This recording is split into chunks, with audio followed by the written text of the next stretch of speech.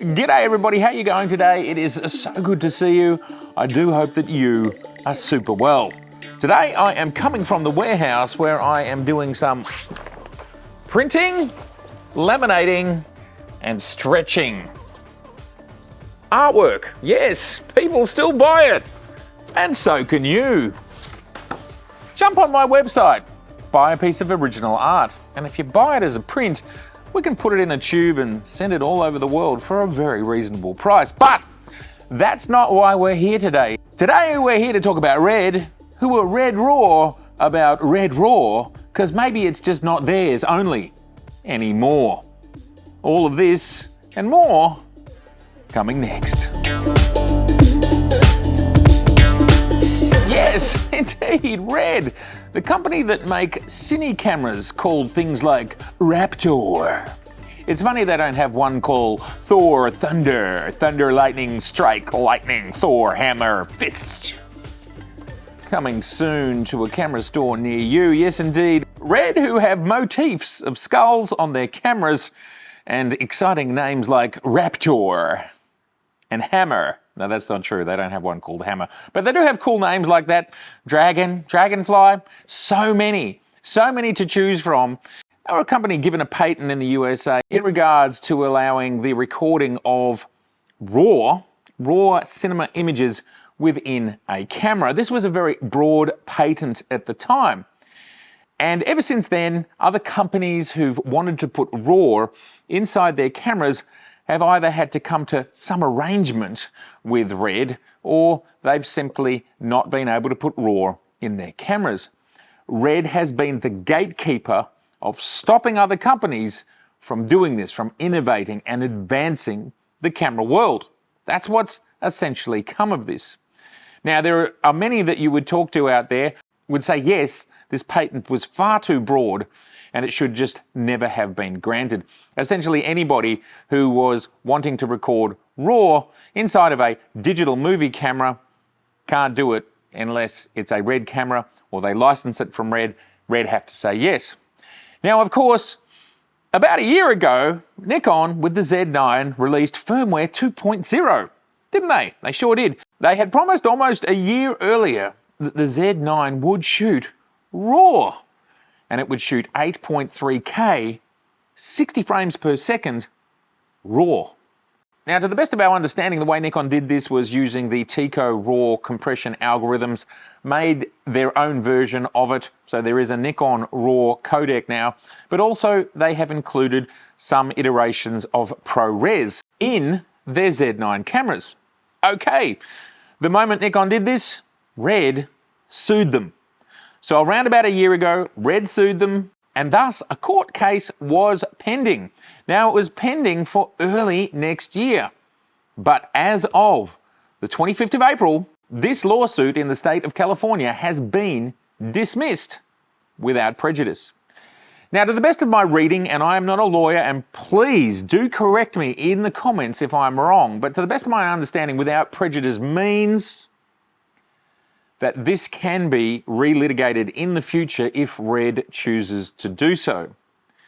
The interesting thing to me here is that we're around about a year out from this case being tried, and it's been dismissed.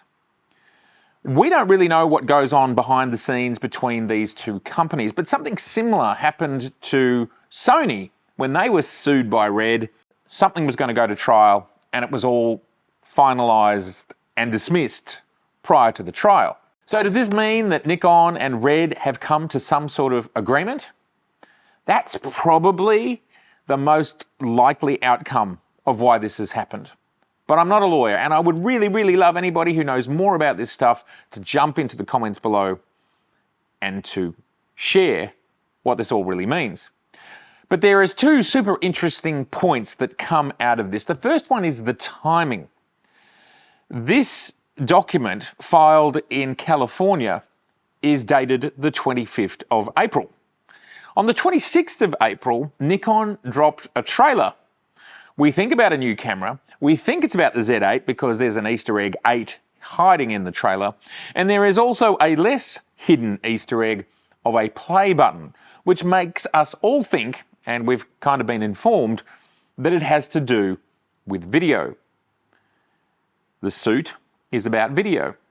The day after the suit is dismissed, we get a trailer about a new camera that's probably to do with video. Is it a coincidence or not? A day apart. I don't know. Again, please, let's litigate this in the comments below. I just think it's really interesting. As a Nikon owner, as a Z9 owner, and as a potential owner of this new unknown camera, this is super exciting news, of course. Of course, I'm very excited about Nikon continuing to be able to provide this consummate cinematography device, the Z9. It allows us to capture very compelling imagery. Now, there's a lot of kind of mid-tier filmmakers that want it to be a little bit more like what Canon's cine cameras are, or Sony's cine cameras, with more XLR, maybe USB recording, maybe built-in ND filters, but I never see that happening, and perhaps a few more features within the menus. Definitely the menu stuff could come, and I just think it's a matter of time. We have to continue to consider how complicated it is writing software and getting this stuff done. A lot of these other companies that these people compare Nikon to, they've been in the video camera business for decades, like Canon, like Sony, and like Panasonic. These guys have been doing video since before VHS. We're talking 40 or 50 years ago. This is not the same for Nikon. So anything firmware related that is relevant to better cinematography, I think it will come.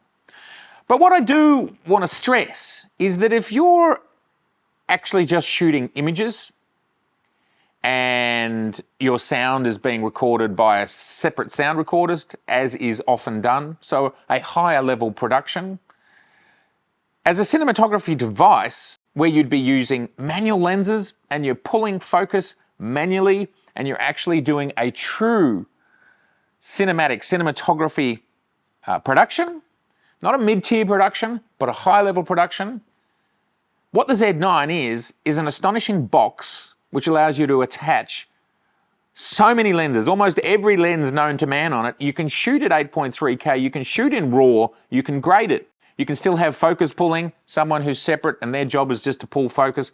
All that stuff can still be done.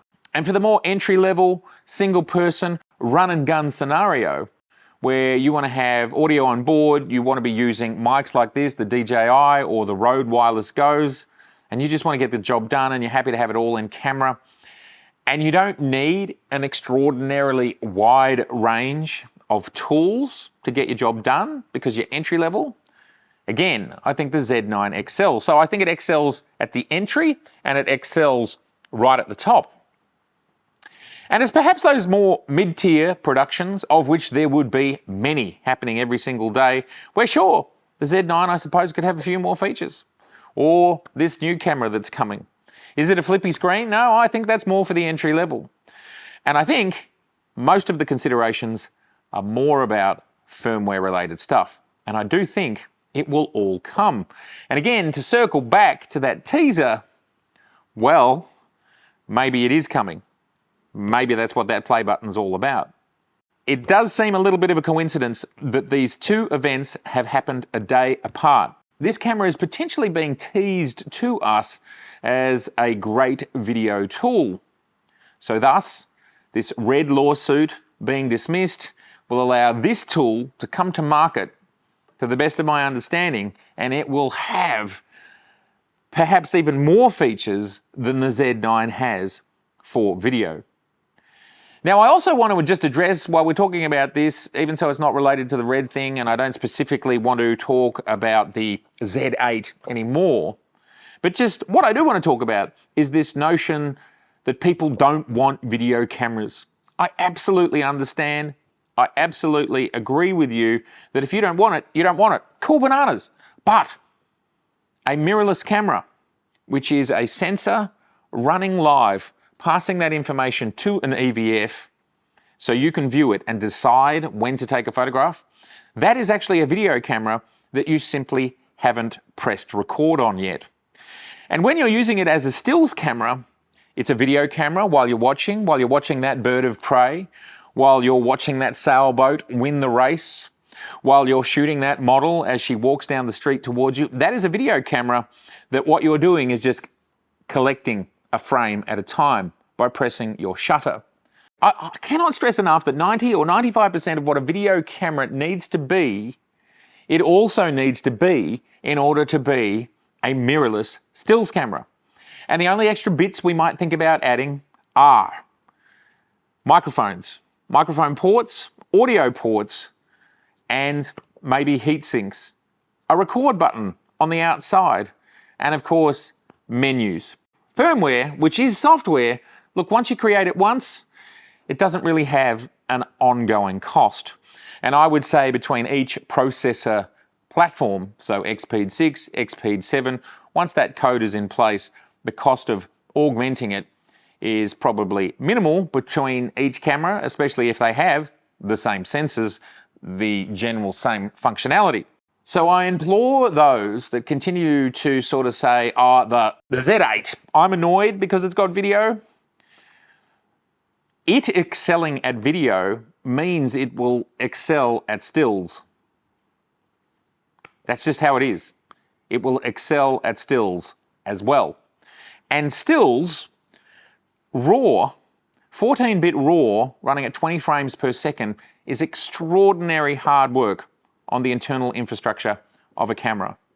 And almost everything that a video camera, these things as video cameras do, is nowhere near as hard. Everything up to 8.3K, 60 frames per second, but it's only 12-bit video, RAW, that might be harder, but everything below that is actually easier than shooting 20 frames per second stills, RAW, at 14-bit. So just keep that in mind. If you want a high-performance stills camera, by default, you're getting a high-performance video camera. It's just there. It's just there and it's just happening. And really, it's just a little bit of hardware, and all those components of hardware, if you buy them off the shelf and solder them into the camera, they are not a big cost of this camera. So please, everybody, if you're interested in mirrorless, it is already a video camera. And if you pulled out the video functionality, as in the record button and, as I've said, sound ports and microphones, it really wouldn't make that much of a difference. And as we talked about in another previous video, the cost of making two separate cameras, one that's just one that's a hybrid and one that's just stills centric, like you literally remove those bits of hardware. Well, as was suggested in previous comments, not only would it probably be the same price because you've actually got to make two and you lose your economies of scale, but I think less people would actually buy it, and it might actually end up costing more because you're losing your economies of scale. So back to Red Raw, super exciting that this has been dismissed. It's my belief that Nikon and RED have come to some form of understanding, and this will probably flow forwards from here. Now, whether that means a license is being paid, it's starting to rain, whether that means a license is being paid for each camera that's $5, $10, $25, I can't imagine it being super high for this sort of thing. That's fine. There is many of us who would not have a problem paying that license to have the level of technology that we're getting in a device like the Z9 for $5,500 US, let alone what this next device might cost. I've been in this game for 4 decades. The level of technology that we have at our fingertips for both stills and video is absolutely phenomenal, outstanding. And if the Z8, which is what appears to be coming next, and it is video, it does have great video chops as well as great stills chops, it looks to me like we're going to be getting even more technology for even less cost. The D850 gets nowhere near what a Z9 is. And if the Z8 is similar to a Z9, unbelievable. So everybody, please let me know what your thoughts are around Red Raw, RED, case dismissed.